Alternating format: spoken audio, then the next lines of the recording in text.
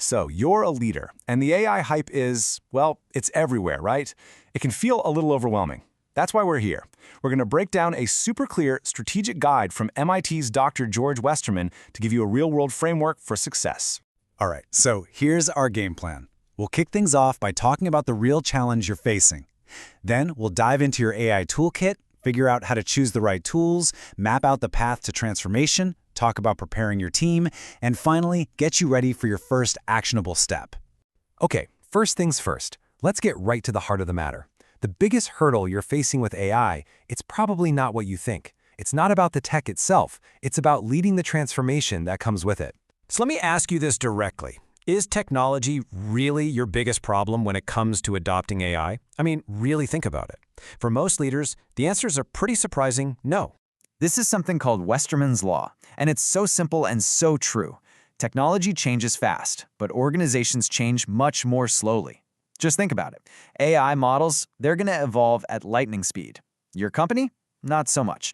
So the real work here isn't digital. It's all about transformation. And this is the absolute key. You've got to get this. AI on its own provides zero value, nada. The value only gets unlocked when you actually change how you do business. Leaders at places like Airbus and Home Depot, they get this. They say you don't invest in AI, you invest in solving a business problem. The tech is just the tool you use to get there. Okay, so if the goal is solving problems, what are the tools in our toolkit?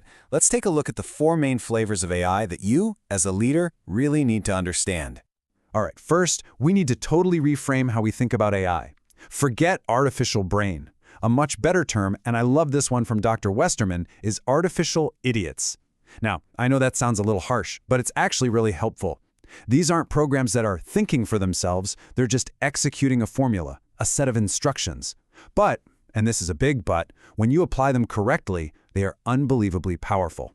So inside that toolkit, you've got 4 main flavors. They range from the really simple, if this, then that rule-based systems, all the way to things we're more familiar with like econometrics. But the real game changers, the new powerhouses, are deep learning, which is incredibly effective but often a black box, meaning it's super hard to explain how it got an answer.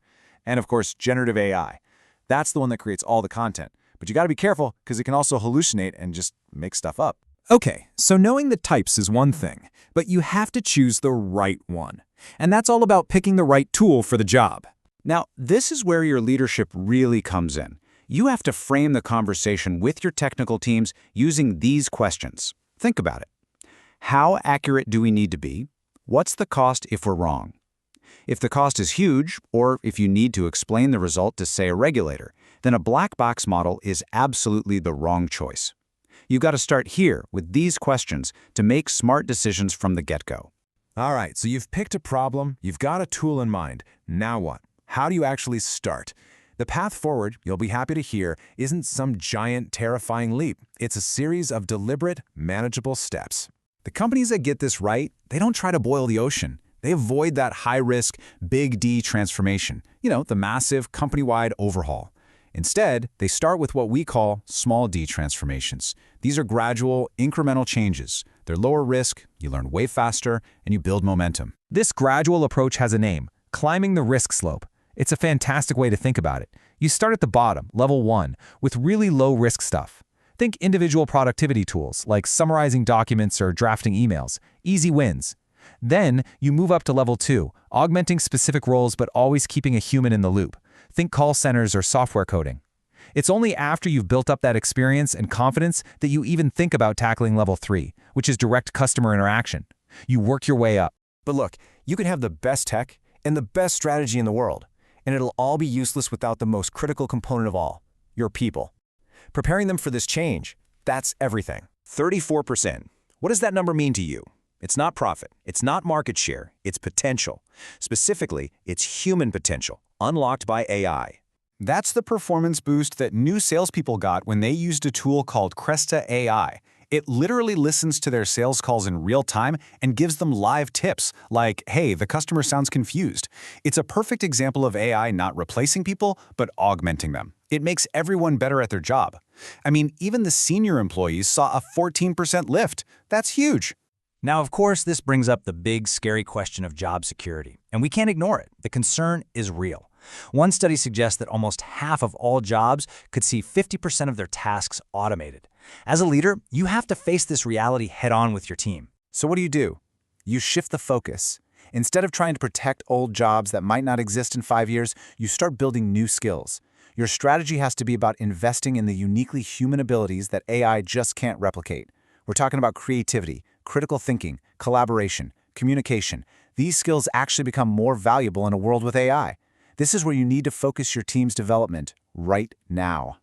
Okay, we've covered the strategy, the tools, the people. Now let's bring it all home and talk about your very first step. Look, this whole strategy really boils down to 4 simple directives. Number 1, start with the problem, not the shiny new tech. Number 2, start small. Climb that risk slope one step at a time.